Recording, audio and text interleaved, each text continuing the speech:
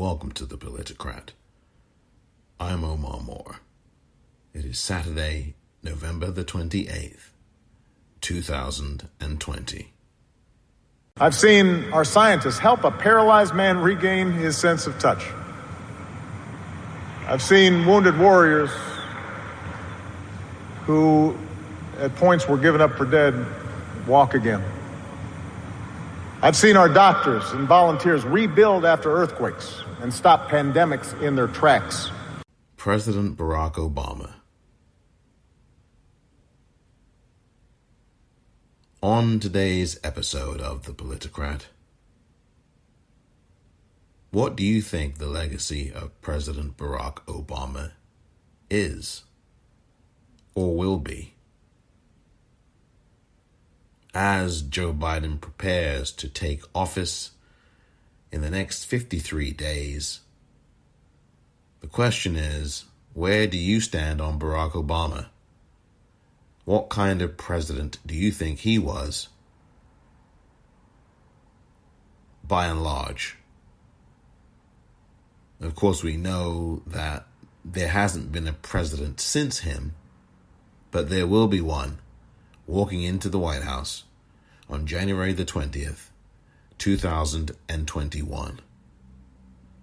Again, the topic: what is the legacy of President Barack Obama? That coming up next.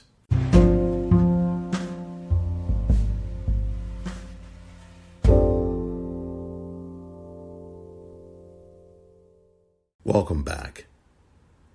President Barack Obama left office on January the 20th, 2017. Here is some of what he said in his farewell address to the United States of America. And more often than not, your faith in America and in Americans will be confirmed. Mine sure has been. Over the course of these 8 years, I've seen the hopeful faces of young graduates and our newest military officers. I have mourned with grieving families, searching for answers, and found grace in Charleston Church. I've seen our scientists help a paralyzed man regain his sense of touch. I've seen wounded warriors who, at points, were given up for dead, walk again. I've seen our doctors and volunteers rebuild after earthquakes and stop pandemics in their tracks. I've seen the youngest of children remind us through their actions and through their generosity of our obligations to care for refugees or work for peace. And above all, to look out for each other. When President Obama gave that speech to a packed crowd,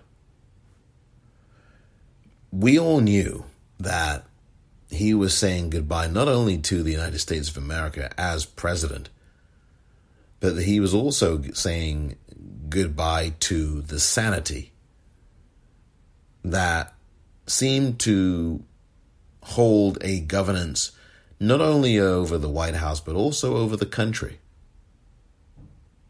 And we knew very well what the next 4 years would hold. Even those of us who didn't expect it to be as bad as it has become knew that it would not be good. And true to form, these intervening 4 years have not at all been good. Certainly not for the vast majority of the American public. I decided to talk about Barack Obama on this episode because last night MSNBC did I guess it was a 3-hour documentary simply titled Obama. And one of the things that I noticed about the documentary is that it was, for the most part, very deification type of treatment. There was a very deification type treatment of President Barack Obama. And even when there were a few negative things to be said about him, they were fairly soft cushioned. There was no real delving into his foreign policy record, which is a real thing that the media, the corporate news media, loves to stay away from. And there was no material look at numerous other things that I think are very important.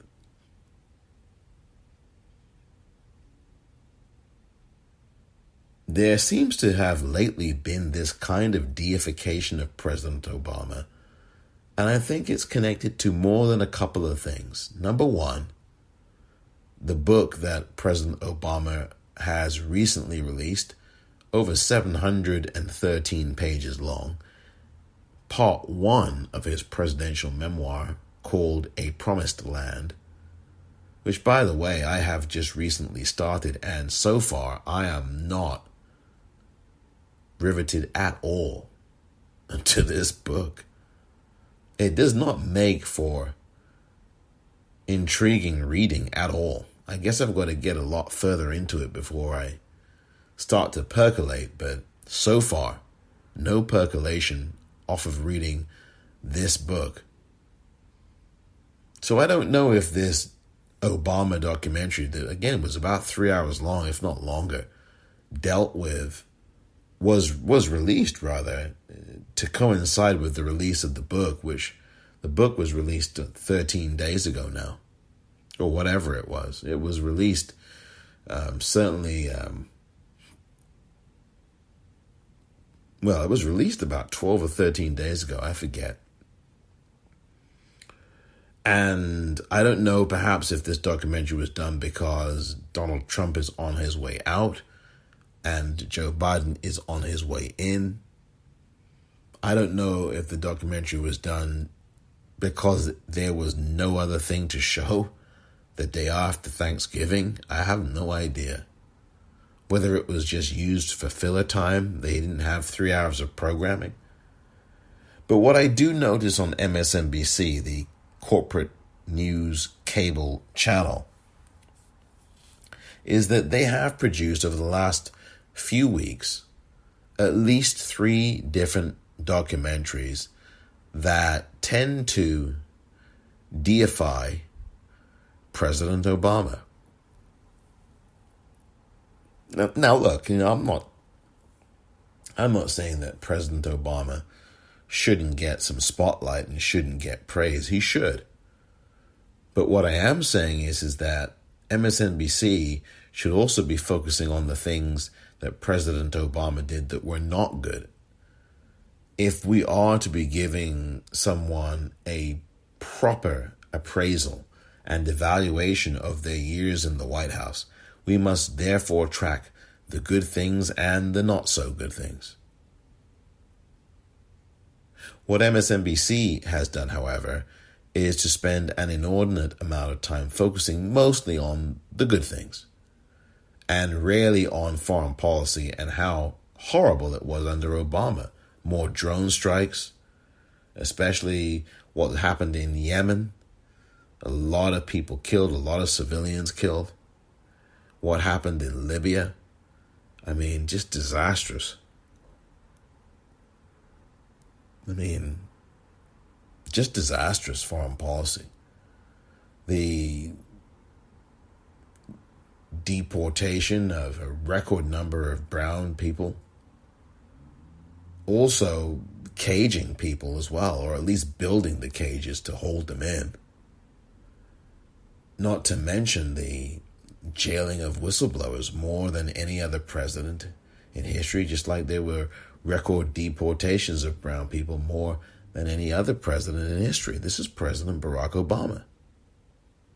And rarely is a lot of that stuff even mentioned in any of these 3 different documentaries. One of them was actually about Pete Souza, the photographer for President Obama. But Obama makes more than a few cameos in that documentary called The Way I See It, I believe is the title. Then last weekend, it was Jonathan Capehart interviewing President Obama in connection with the book that he's written called The Promised Land. And then this documentary last night called Obama, which ran for 3 hours. I believe there'll be either more excerpts or there'll be repeats of it coming up over the weekend here. If you missed it on MSNBC, you'll have a chance to watch it or maybe catch up with more episodes. I don't know how many are going to run. But the bottom line is that MSNBC has done this, and it got me to thinking. As I was watching some of that, it got me to thinking about Obama and his legacy. Is it too early now? Or is the time right now to start talking about President Obama's legacy and what he did? And in order to talk about his legacy, you're going to have to talk about what his record was and the things that he did or didn't do. So my question for you, dear listener,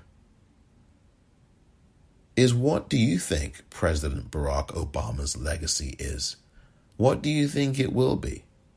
What do you think of his 8 years in the White House? And as Joe Biden does get ready to come in, do you think that Joe Biden is somehow Obama 2.0? And what exactly does that mean? That term, as well as the implications. Those aren't necessarily things that I'm going to give answers to, but I'll certainly give a take on it as to what I think they might be. Nobody really knows the answer yet regarding Biden. Sure, there may be people who were in Obama's administration, but you've got to look at the fact that the times are different. You know, the United States starts from a disadvantageous position in 2020 and in 2021 when Biden comes in. So there are going to have to be things that are done that are not necessarily going to be Obama 2.0, so to speak. But this question about legacy and what Obama's record means is something worth discussing. And I'm going to be doing some of that right after this.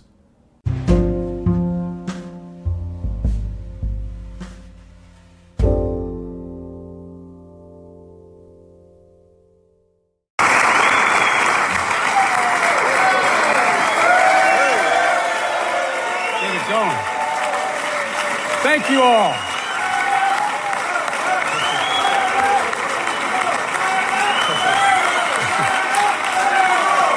We're ready. Let them celebrate a little bit.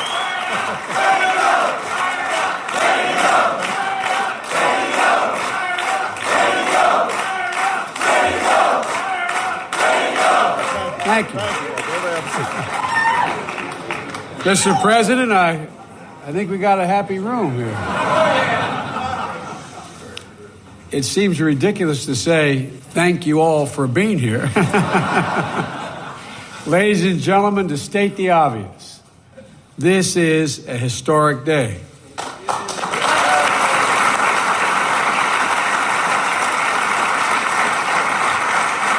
In our business, we use that phrase a lot. But I can't think of a day in the 37 years that I've been a United States Senator and the short time I've been Vice President that it is more appropriately stated. This is a historic day. And history is not merely what is printed in textbooks. It doesn't begin or end with the stroke of a pen. History is made. History is made when men and women decide that there is a greater risk in accepting a situation that we cannot bear than in steeling our spine and embracing the promise of change. That's when history's made.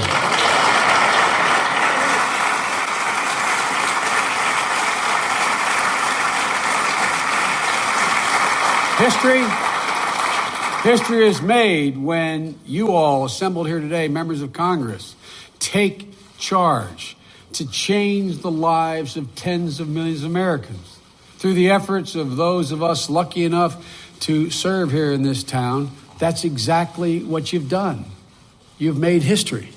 History is made when a leader steps up, stays true to his values, and charts a fundamentally different course for the country.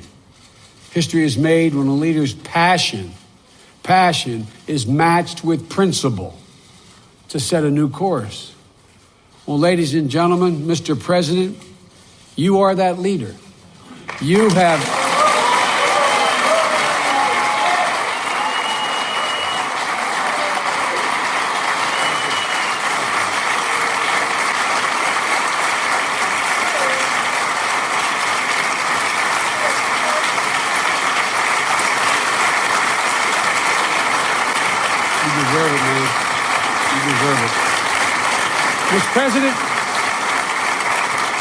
Mr. President, your fierce advocacy, the clarity of purpose that you showed, your perseverance, these are, in fact, it is not hyperbole to say, these are the reasons why we're assembled in this room together today. But for those attributes, we would not be here. Many, many men and women are going to feel the pride that I feel in watching you shortly, watching you sign this bill, knowing that their work has helped make this day possible. But, Mr. President, you're the guy that made it happen. And so, Mr. President,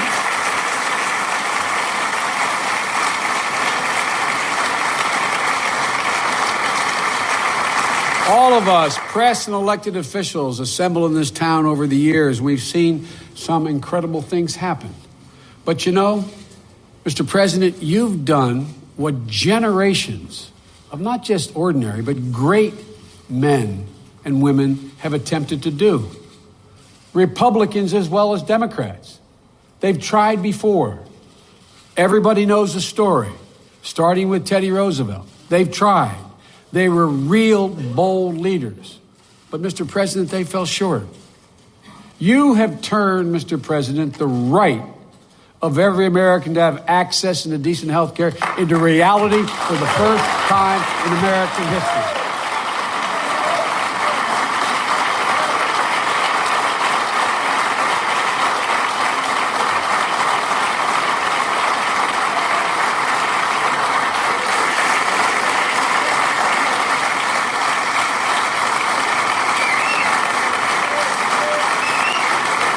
Mr. President, I've gotten to know you well enough. You want me to stop because I'm embarrassing you. But I'm not going to stop for another minute, Mr. President, because you delivered on a promise you made to all Americans when we moved into this building. Mr. President, you are, to repeat myself, literally about to make history. Our children and our grandchildren, they're going to grow up knowing that a man named Barack Obama put the final girder in the framework for a social network in this country to provide the single most important element of what people need, and that is access to good health.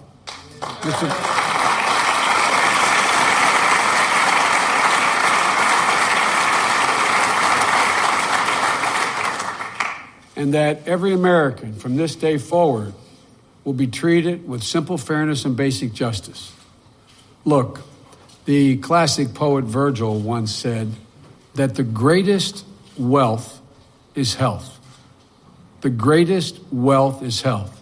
Well, today, America becomes a whole lot wealthier because tens of millions of Americans will be a whole lot healthier from this moment on.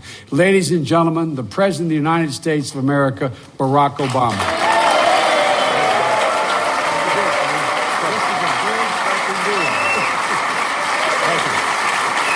Thank you, everybody. Thank you. Thank you. Thank you, everybody. Thank you. Thank you, everybody. Thank you so much. Thank you. Thank you. Thank you. Everybody, please have a seat. Thank you. Thank you. Thank you. Thank you, everybody. Thank you. Thank you, everybody. Please, have a seat. Thank you, Joe. Good to be with you, Mr. President. Today, after almost a century of trying, today, after over a year of debate, today, after all the votes have been tallied, health insurance reform becomes law in the United States of America.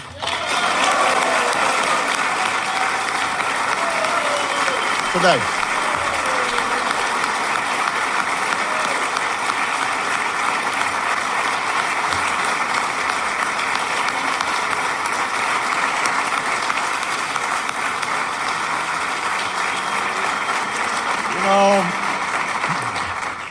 It is fitting that Congress passed this historic legislation this week. For as we mark the turning of spring, we also mark a new season in America. In a few moments, when I sign this bill, all of the overheated rhetoric over reform will finally confront the reality of reform.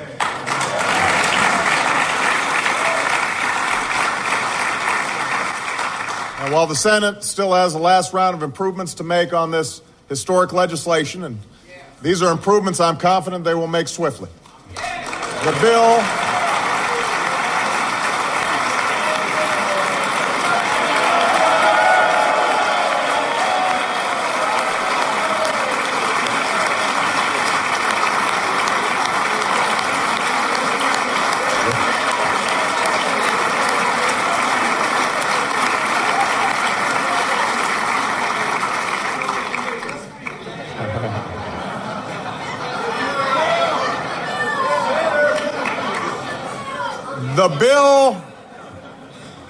The bill I'm signing will set in motion reforms that generations of Americans have fought for and marched for and hungered to see. It'll take 4 years to implement fully many of these reforms because we need to implement them responsibly. We need to get this right. But a host of desperately needed reforms will take effect right away.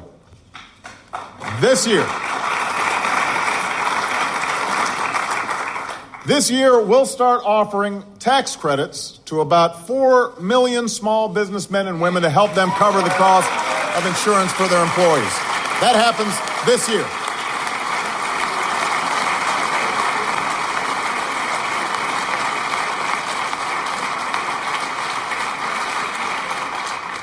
This year, tens of thousands of uninsured Americans with pre-existing conditions, the parents of children who have a pre-existing condition, will finally be able to purchase the coverage they need. That happens this year.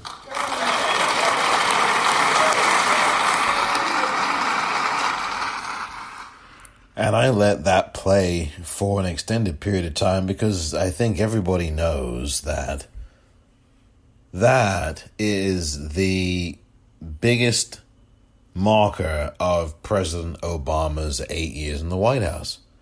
His most significant achievement and his legacy, surely, is the Affordable Care Act, otherwise known as Obamacare, and the signature accomplishment of his administration, for sure.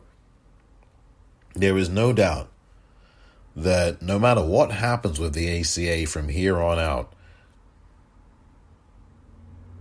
the biggest, most important, and most signature feature of the Obama administration and the Obama presidency was the ACA, the Affordable Care Act. As you heard there, President Obama, and this was on March the 23rd, 2010, was able to get to sign, and he did sign into law, the Affordable Care Act, which gave protection to people with pre-existing conditions and meant that they did not have to worry about being denied treatment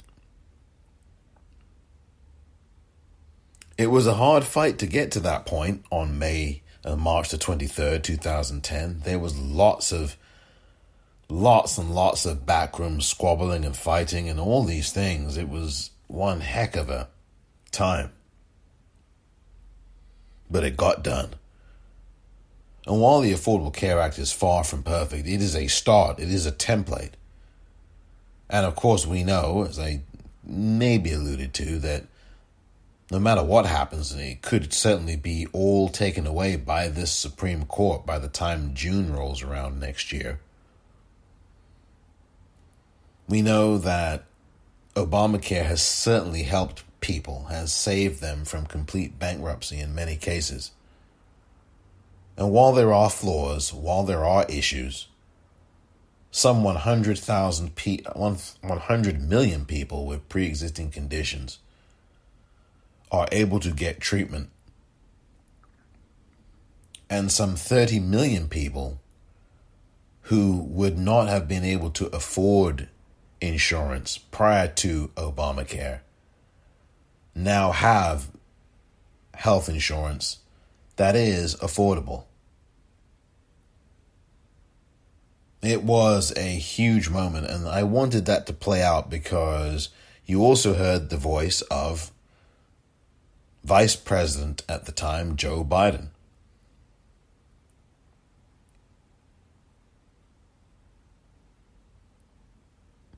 Joe Biden wants to improve the ACA as president, and he's currently the president-elect. And you could hear him say, excuse my language, if you heard it, listen to it carefully, you would have heard Joe Biden there saying, this is the big fucking deal. Because that is exactly what he said on that momentous day. And that speech by Joe Biden was a very good one too, I might add. As he really did as vice president give President Obama his due. And really, with that speech, was a respectful, honorable consecration of a moment in time, a historical moment in time, and really did show the respect and deference to the President of the United States, Barack Obama. You really heard it there in those moments. So I wanted that to play, and I hope that audio conveyed it for you in the cheering throngs, and I guess that's the South Room at the White House. I'm going to link to that whole video. It's about 27 minutes long, so that you can really get a sense of that. It was an absolutely tremendous day, March the 23rd, 2010. And it was on that day that Obama did sign the Affordable Health Care Act, the ACA, into law. So that's definitely Obama's biggest accomplishment. No other president in history was able to get that done. As you heard, Teddy Roosevelt tried and failed. FDR tried and failed. You go up to LBJ, he tried and failed. Hillary Clinton as First Lady in 1993 made a really good attempt at it, and she fell short as well. And she basically had that position, taken out from under her. And we know about how that happened. And at long last, President Obama was the one American president who was able to get this done.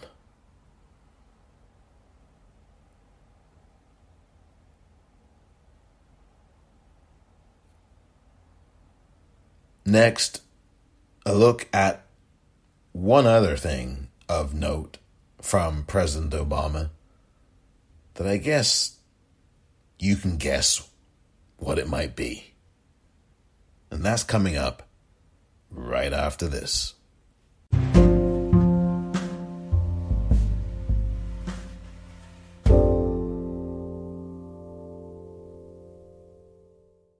No doubt the biggest achievement on the foreign policy stage was the killing of Osama bin Laden.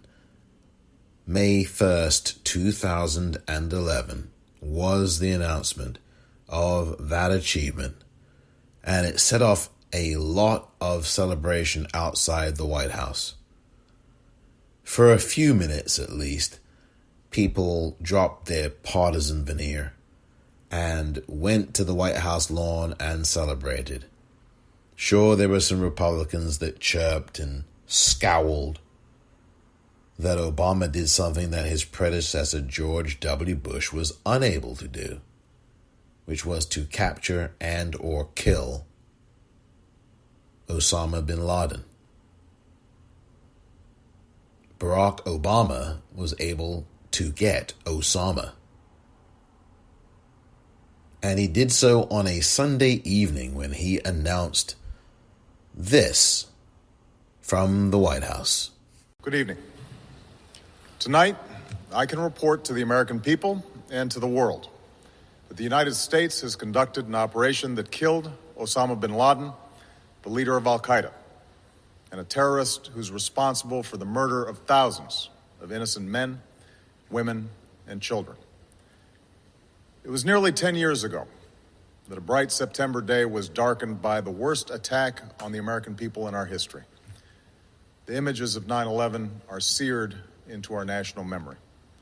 Hijacked planes cutting through a cloudless September sky, the Twin Towers collapsing to the ground, black smoke billowing up from the Pentagon, the wreckage of Flight 93 in Shanksville, Pennsylvania, where the actions of heroic citizens saved even more heartbreak and destruction.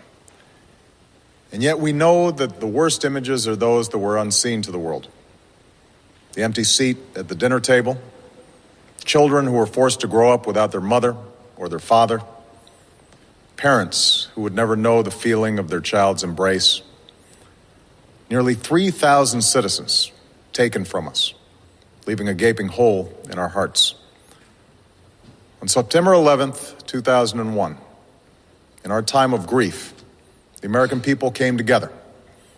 We offered our neighbors a hand, and we offered the wounded our blood. We reaffirmed our ties to each other and our love of community and country.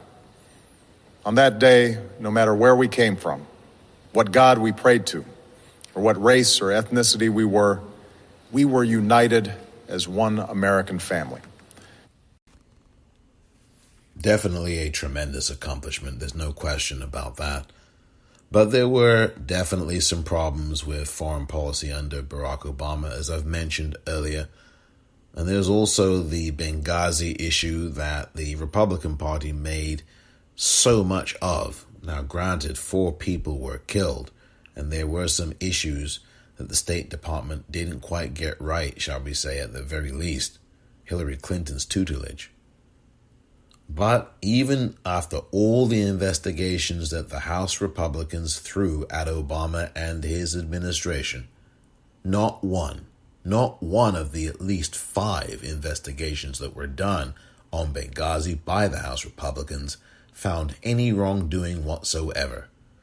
Did not find Hillary Clinton responsible for the deaths of these 4 State Department or people in the embassies who are American, and did not find President Obama or anyone else in his administration or cabinet responsible. It was all a waste of time and money, your taxpayer dollars that went to these many investigations. The Republicans spent their time as the House-controlled party wasting your taxpayer money, trying to sully Hillary Clinton for her run for the White House and trying to tarnish President Obama's legacy. But it is true that his legacy foreign policy-wise is not particularly strong, except for when it comes to standing up to Vladimir Putin and Russia, and to dictators in general. President Obama did that, and did it pretty darn well, thank you very much. Gave sanctions to Russia on a number of occasions, and also made sure that he was not giving America an isolationist stance. He participated, of course, in the Paris climate talks, signed the Paris Climate Accord with a number of different nations, and also, despite some pressure from the Republicans who attempted to commit treason, who did commit treason by interfering with the Iran U.S. arms treaty talks for peace. That accord ended up being signed as well, despite that 47 traitors letter that was written by current Senator Tom Cotton of Arkansas and signed by 46 of his fellow Republican colleagues, including John McCain. That was a letter written in 2015. There was also the infamous undercutting of Obama, the invite of Benjamin Netanyahu, the Israeli Prime Minister, to the House of Representatives to give a speech. And he did that, and the Republicans invited him without even notifying or asking the White House. It was an act of disgrace from the Republican Party, and it wouldn't be the first time that they did that. President Obama certainly made some really poor decisions, I think, foreign policy-wise. Libya, that was dangerous and heinous. Yemen, for sure, very problematic indeed. And also some of the stuff that was going on in Syria as well. So those are things that I think President Obama should rightly be criticized on. MSNBC will not do that, and their documentary on Obama did not do that. But there's definitely some things Obama did foreign policy-wise that were not good. He also gave his predecessor W, a war criminal, a free pass, did not bother investigating him or his corrupt administration, and did not look into the crimes of torture that were happening in Abu Ghraib, or the war crimes that led to this illegal invasion of Iraq. It was a very, very, very disappointing thing that Obama did, but he kept in line with the tradition of presidents who were not going to investigate or look into their predecessors for any crimes committed. And it looks very much as if Joe Biden is going to continue that tradition that really began in the 1960s.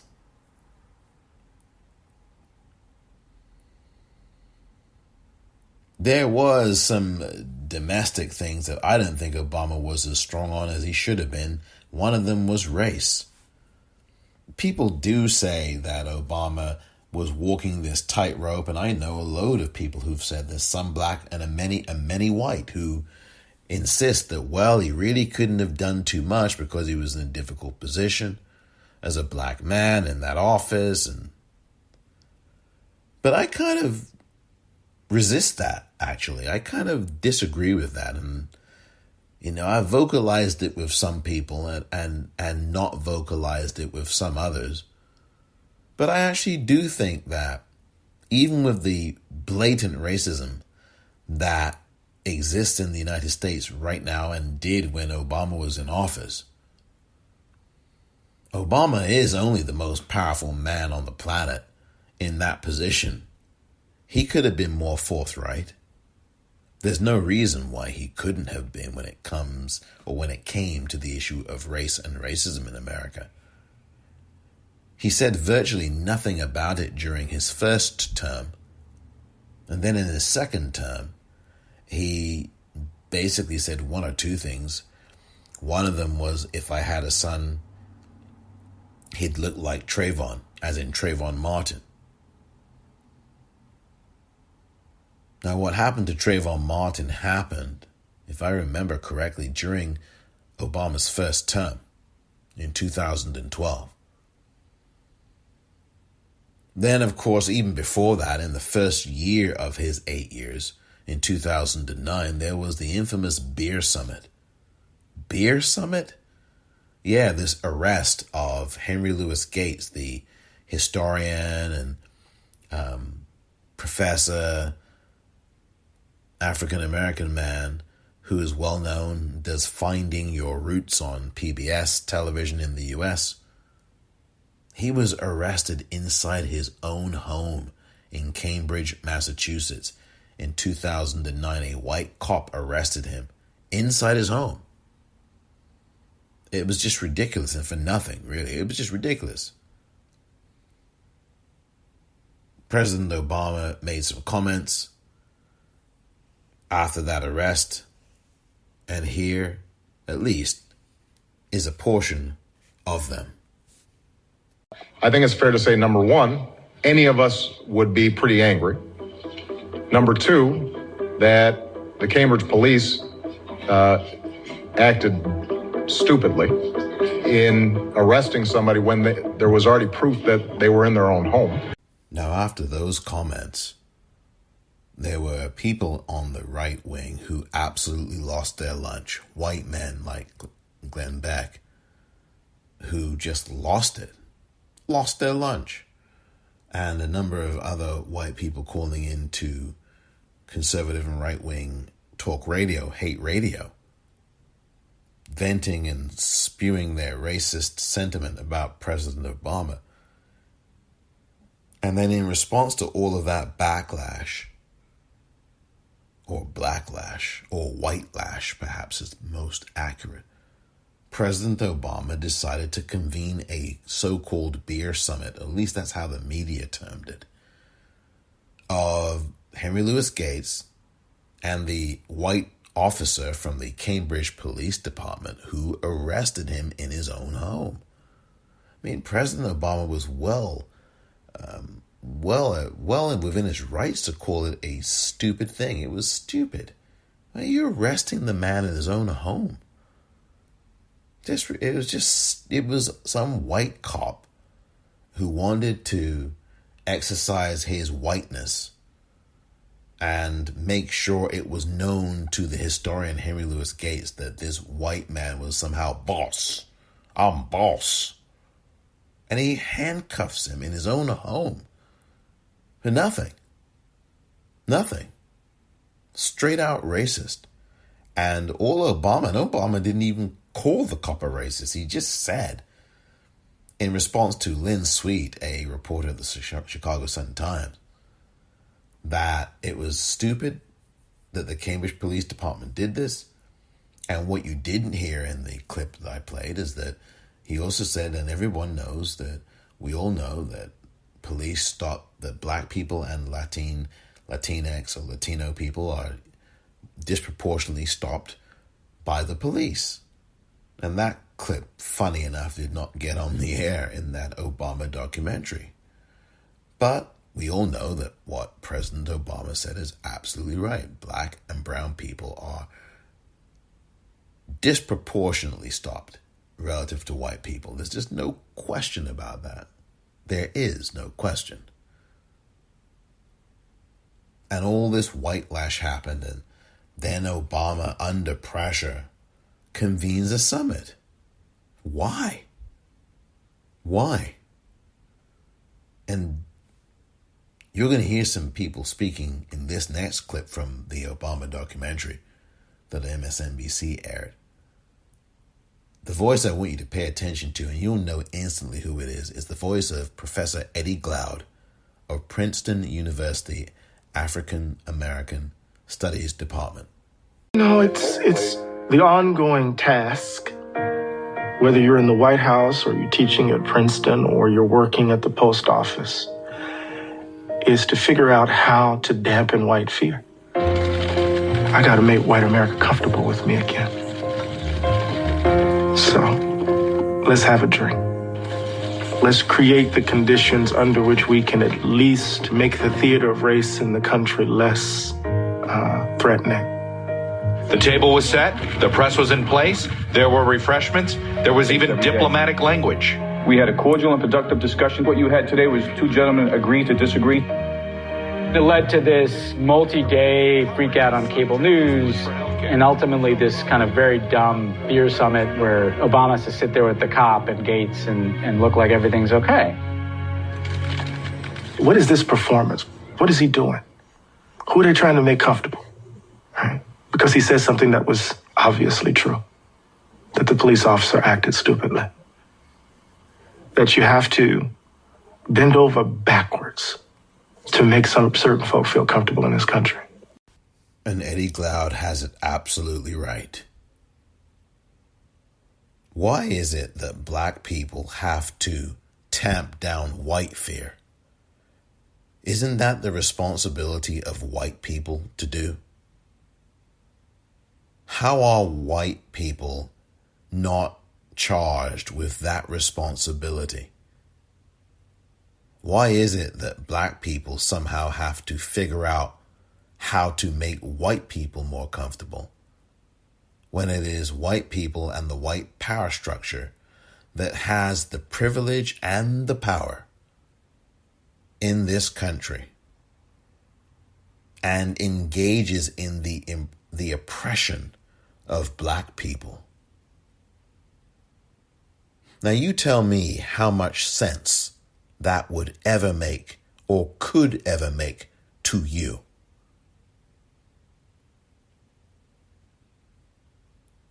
Why on earth would black people ever be charged with the responsibility to try to make the people in power feel comfortable? That makes no sense at all. That is something that the people in power, aka white men, rich white men, and some white women, have to figure out and deal with on their own terms. They have to do that work. Black people are not the people, especially when they are oppressed, with the burden of having to try to figure out what it is that will make white people more comfortable. Black people have to be able to live their lives, and they cannot possibly live those lives constantly spending time trying to figure out what's going to make a white person feel comfortable, what won't. That's sick. That is no way to live. You cannot live that way.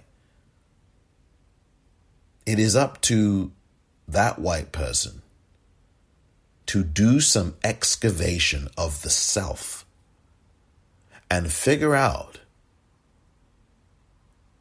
why they are afraid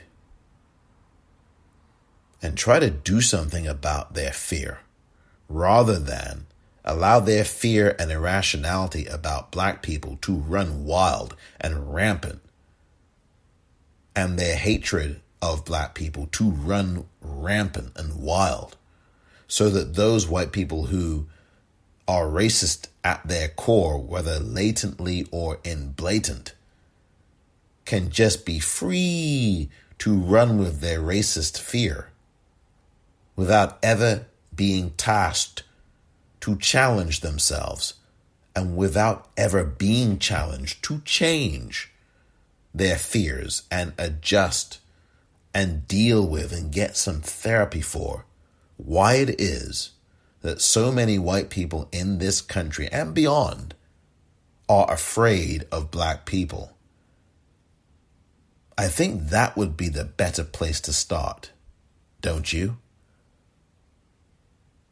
Why does the most powerful black person in America, why does the most powerful person on the planet have to call a beer summit when the institutionally racist system of whiteness provides some white cop the bizarre notion that he can go and arrest a black man inside his own home? It's incredible. I guess it shows that President Obama, as a black man, as president, does not quite have as much power as maybe some of us would like to think he does, and that the white racist system that even he is allowed to partake in has the final say on all of this. What if Obama didn't call that summit?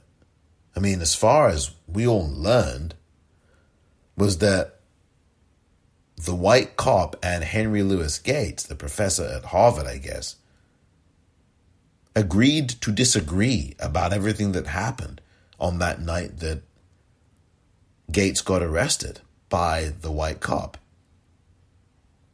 It was a waste of time. It really was. Nothing came out of that. And when you heard Professor Eddie Glaude talking there, it was out of frustration. And perhaps a little anger too. It is just crazy to not put the onus of dealing with your fear on the people who have the fear, and instead put the onus on the people who somehow are being feared to change the fear of the people who are fearing. It makes no sense at all. It's the most bizarre and twisted thing. It truly is.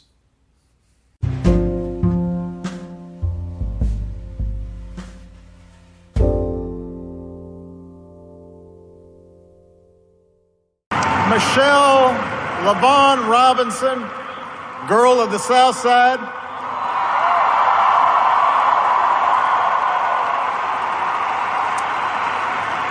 For the past 25 years, you have not only been my wife and mother of my children, you have been my best friend.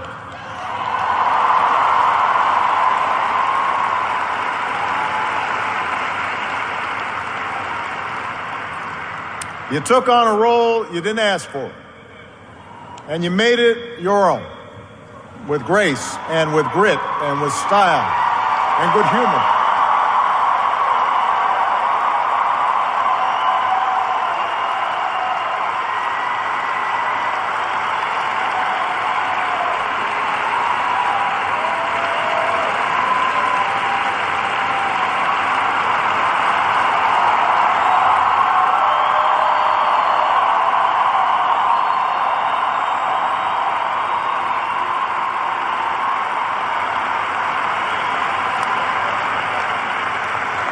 You made the White House a place that belongs to everybody.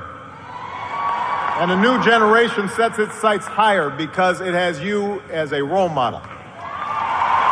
So you have made me proud, and you have made the country proud.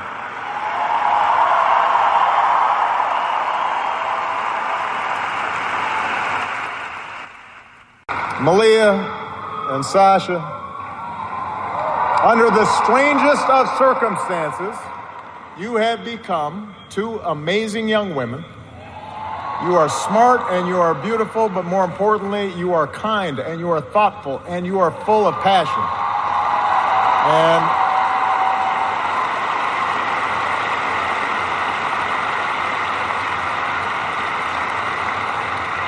you wore the burden of years in the spotlight so easily.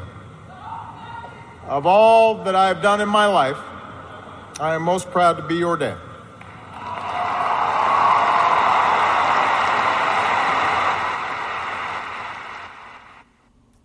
Now, you could not ever imagine the current occupant of the White House to say anything like that about his kids. It just wouldn't happen.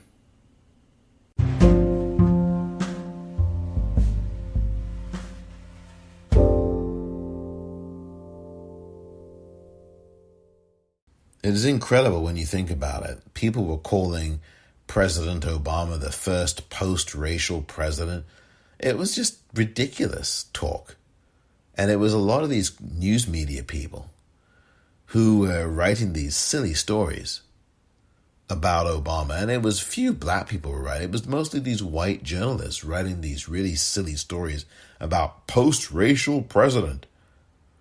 Then you had a Supreme Court case, and I've talked about it a lot in this podcast over the months, Shelby versus Holder, where Chief Justice John Roberts was the majority opinion writer.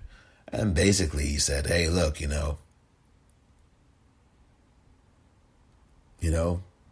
there's no racism anymore, in voting. There's no racial discrimination. Black people were able to vote Obama in 2 different times. Nay, that means there's progress. That doesn't mean anything about that there's race. I mean, sure, they come on. Where's the racism? They voted them in twice. And that's pretty much a paraphrase of what Chief Justice Roberts said. And it just is foolish looking back on it now. But this is how some people thought back then. It's just silly stuff, dangerous stuff. People who say that Obama brought Trump along makes no sense either. They don't make any sense to me either. Trump was 40, 50, 60 years in the making. Trump had nothing, in my view, to do with Obama. He had been running pretty much since 2010, which was, half a term into Obama's 8 years, a half of his first term. But the point is, Donald Trump had really been running for president for 40 years, back in the 1980s, if not before. He had been musing and mulling a run in the 90s. He denied it, but he had been mulling one over. So this notion that Obama somehow begat Trump is just garbage. Oh, it was a white lash reaction to... No, it wasn't. This kind of stuff in the Republican Party had been going on for 60 years. And the racism in that party was going on and on and on. And the richest of the rich were funding it. The Tea Party in 2010, that was funded by a rich group, the Koch brothers. And that is an open secret.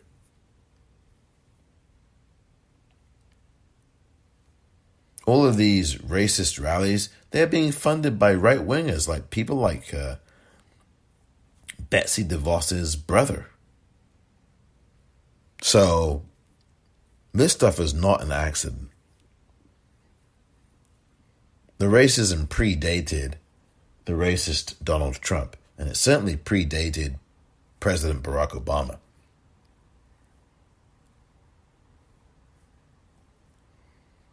And it's just extraordinary. It really is. I think sometimes people make excuses and say, well, he didn't. He really was in a difficult position. Maybe he was, maybe he wasn't. But one of the things about Obama that I fault, particularly on the domestic stage, was his eagerness and willingness to reach out across the aisle to Republicans who hated his guts, to Republicans who wanted to make him a one-term president. Mitch McConnell, the very senator that he served with, was saying that from the get-go. Our goal is to make him a one-term president. And they failed on that. But what they didn't fail on was blocking all of his judges, blocking his Supreme Court appointment in his second term. We know all about that with Merrick Garland. And obstructing him on pretty much every single thing. He achieved some things, but only within a 74-day window where there was a House and Senate that belonged to the Democrats and, of course, the Democratic White House. That's the window in which the Affordable Care Act got done. But outside of that, he was obstructed. President Obama was. And when you look back, a lot of things that he could have done did not get done because of Mitch McConnell obstructing. And all of these vacancies for federal court judges were left vacant. The clock ran out on Obama. And then as soon as Donald Trump got in, Mitch McConnell filled all the vacancies with these right-wing judges, most of whom were under the age of 40. And most of whom just were not qualified at all.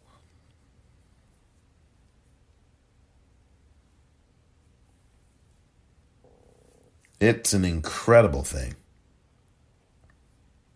And it really did happen. Most of these judges were unqualified, yet they were getting seats to the federal bench that Mitch McConnell obstructed President Obama on for at least the last 2 years of his time in the White House. Some of Obama's picks never got confirmed at all. In fact, some of them even died before they got confirmed. So these are the kinds of things that I think Obama learns the hard way, but not until late. That you can't compromise so much with the other side to the point at which you take your own ideals away and you have something that really doesn't make a lot of sense. It's interesting how some Democrats, particularly the centrists, clamor to try to reach a consensus when the world is crumbling. It really is.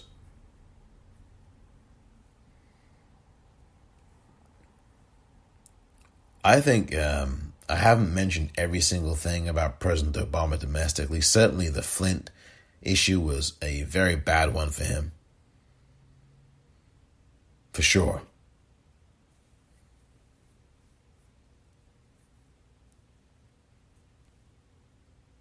I definitely think that Obama is a centrist. Certainly a globalist, certainly someone who,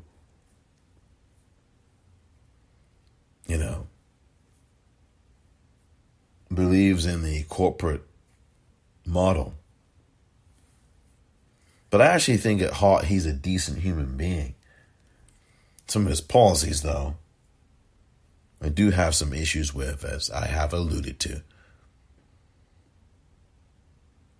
As Joe Biden does get ready to fit the drapes and move on in to the White House with his swearing in on January the 20th, 2021, it is worth thinking back to President Obama and asking yourself again, what do you think his legacy is? What do you think it will be? Will it be a legacy of moderation and deliberation, or will it be something more transformative? Because that's what Joe Biden's already advertising. This idea that he is going to be this transformative, or rather transitional figure.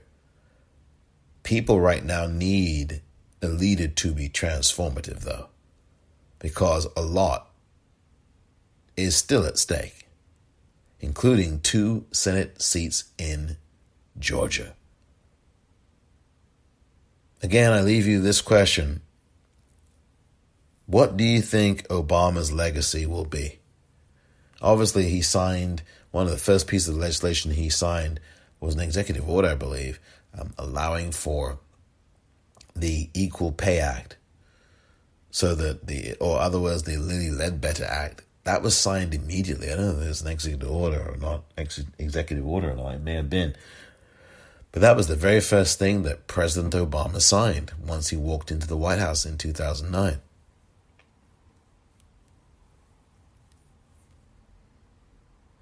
How would you grade President Obama? I mean, I'd probably give him a B-. Maybe that's a tough grade for some people. Maybe it's too high a grade for others. But I do think that with what he was able to work with, he got a lot done. Could have got more done. I really do wish his foreign policy was a lot different. But I would still rate President Obama among the better presidents that we've ever had, in the top 5 or 6 for sure, I would say. As we've certainly had some doozies, and I don't think President Obama is one of them.